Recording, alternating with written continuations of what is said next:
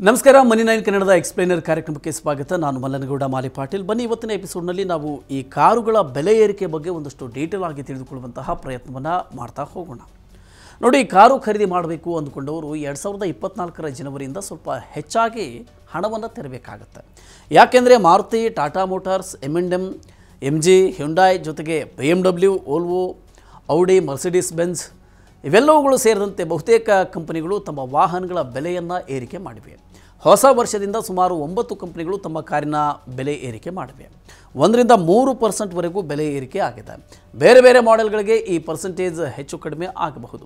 Premium ಕಾರುಗಳಿಗೆ ಭಾರಿ ಏರಿಕೆ ಆಗಿದ್ದರೆ ಸಣ್ಣ ಕಾರುಗಳಿಗೆ ಕೆಲವೇ ಸಾವಿರ ರೂಪಾಯಿಯಷ್ಟು ಏರಿಕೆ ಆಗಿದೆ. ನೋಡಿ, ಮಾರುತಿ, ಟಾಟಾ ಮೋಟಾರ್ಸ್, ಮಹೀಂದ್ರಾ ಅಂಡ್ ಮಹೀಂದ್ರಾ ಹಾಗೂ ಔಡಿ ಕಂಪನಿಗಳು ಬೆಲೆ ಏರಿಕೆಯಿಂದಾಗಿ ಈ ದರ ಏರಿಕೆ ಮಾಡಬೇಕಾಗಿದೆ ಅಂತ ಹೇಳಿವೆ. ಹಣದುಬ್ಬರ ಮತ್ತು ಕಚ್ಚಾ ಸಾಮಗ್ರಿಗಳ ಬೆಲೆ ಏರಿಕೆ ಇದಕ್ಕೆ ಕಾರಣ ಎಂದಿವೆ. ಇನ್ನು ದೇಶದ ಅತಿದೊಡ್ಡ ಕಾರು ಕಂಪನಿ ಮಾರುತಿ ಪ್ರಕಾರ ವೆಚ್ಚ ಕಡಿಮೆ ಮಾಡುವ ಕ್ರಮಗಳನ್ನು ತೆಗೆದುಕೊಂಡಿದ್ದರೂ ಕೂಡ ಸ್ವಲ್ಪ ಮಟ್ಟಿನ ಪರಿಣಾಮವನ್ನು ಗ್ರಾಹಕರು ಎದುರಿಸಬೇಕಾಗ್ತದೆ. ಬೇರೆ ಬೇರೆ ಮಾಡೆಲ್ಗಳಿಗೆ ಬೇರೆ ಬೇರೆ ರೀತಿಯ ಪರ್ಸೆಂಟೇಜ್ನಲ್ಲಿ ಬೆಲೆ ಏರಿಕೆ ಆಗಿದೆ. 2023ರ ಏಪ್ರಿಲ್ನಲ್ಲೂ ಕೂಡ ಮಾರುತಿ ತನ್ನ ಕಾರಿನ ಬೆಲೆಯನ್ನು 0.8% ಏರಿಕೆ ಮಾಡಿತ್ತು. ಆದರೆ ಜುಲೈನಿಂದ ಸ್ಟೀಲ್ ಬೆಲೆ ಸ್ಥಿರವಾಗಿದೆ. ಇನ್ನು ಹಣದುಬ್ಬರ ಏರಿಕೆ ಆಗಿದೆ. ನವೆಂಬರ್ನಲ್ಲಿ ವಾಹನ ಮಾರಾಟ ಭಾರೀ ಏರಿಕೆಯಾಗಿ ದಾಖಲೆ ಆಗಿದೆ. ಡಿಸೆಂಬರ್ನಲ್ಲೂ ಕೂಡ ಈ ಟ್ರೆಂಡ್ ಮುಂದುವರೆದಿದೆ. ಯಾಕೆಂದರೆ ಕಳೆದ ವರ್ಷಕ್ಕೆ ಹೋಲಿಸಿದರೆ ಬೆಳೆಗಳು ಉತ್ತಮವಾಗಿ ಕಟಾವಿಗೆ ಬಂದಿವೆ. ಚುನಾವಣೆ ನಡೆದ ರಾಜ್ಯಗಳಲ್ಲಿ ಬೆಂಬಲ ಬೆಲೆ ಏರಿಕೆಯಾಗಿರೋದ್ರಿಂದ ಜನರ ಕೈಗೆ ಹೆಚ್ಚು ಹಣ ಸಿಕ್ಕಿದೆ. ಆದರೆ ಇಯರ್ ಎಂಡ್ ಕಾರಣಕ್ಕೆ ಡಿಸೆಂಬರ್ನಲ್ಲಿ ಆಟೋ ಕಂಪನಿಗಳು ಇನ್ವೆಂಟ್ರಿ ಕ್ಲಿಯರ್ ಮಾಡೋದಕ್ಕೆ ಡಿಸ್ಕೌಂಟ್ಗಳನ್ನು ಕೂಡ ಪ್ರಕಟಿಸಿವೆ.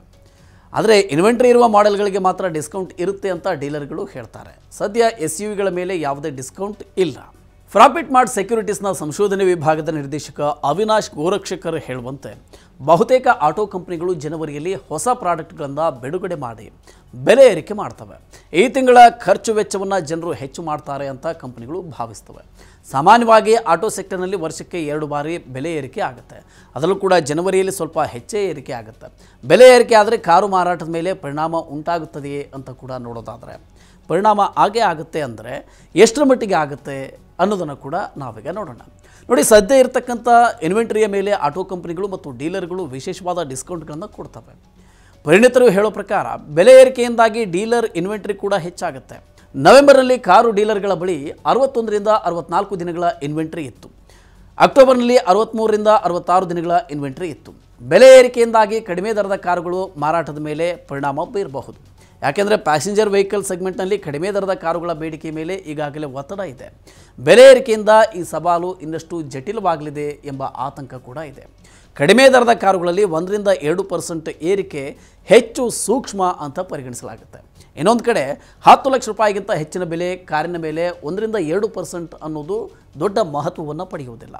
ಆಟೋ ಸೆಕ್ಟರ್ನಲ್ಲಿ ಜನವರಿಯಲ್ಲಿ ಬೆಲೆ ಏರಿಕೆ ಮಾಡೋದು ತುಂಬಾ ಸಾಮಾನ್ಯ. ಹೀಗಾಗಿ ಪ್ರತಿ ವರ್ಷವೂ ಗ್ರಾಹಕರು 2-3% ಏರಿಕೆಯನ್ನು ನಿರೀಕ್ಷೆ ಮಾಡಿರ್ತಾರೆ. ಒಟ್ಟಾರೆಯಾಗಿ ಜನವರಿಯಲ್ಲಿ ಆಗುವ ಬೆಲೆ ಏರಿಕೆ ಕಾರು ಮಾರಾಟದ ಮೇಲೂ ಕೂಡ ಪರಿಣಾಮ ಬೀರುತ್ತೆ. ಅದರಲ್ಲೂ ಕೂಡ ಕಡಿಮೆ ಬೆಲೆಯ ಕಾರುಗಳ ಮೇಲೆ ಈ ಪರಿಣಾಮ ಆಗುತ್ತೆ. ಆದರೆ ಆಟೋ ಸೆಕ್ಟರ್ನ ಒಟ್ಟಾರೆ ವಹಿವಾಟಿನ ಮೇಲೆ ಇದು ಹೆಚ್ಚಿನ ಪರಿಣಾಮವನ್ನು ಉಂಟು ಮಾಡುವುದಿಲ್ಲ. ಇಂತಹ ಸಂದರ್ಭದಲ್ಲಿ ನೀವು ಹೊಸ ಕಾರು ಖರೀದಿ ಮಾಡ್ತಿದ್ರೆ ಮುಂದಿನ ವರ್ಷ ನೋಡೋಣ ಅಂತ ಯೋಚಿಸ್ತಾ ಇದ್ದರೆ ಮೊದಲು ಖರೀದಿಸಬೇಡಿ. ಬೆಲೆ ಏರಿಕೆಯ ಬಿಸಿ ತಟ್ಟೋದಿಲ್ಲ ಮತ್ತು ವರ್ಷದ ಕೊನೆಯಲ್ಲಿ ಸಿಗುವ ರಿಯಾಯಿತಿಯ ಪ್ರಯೋಜನವೂ ಕೂಡ ನಿಮಗೆ ಸಿಗುತ್ತೆ.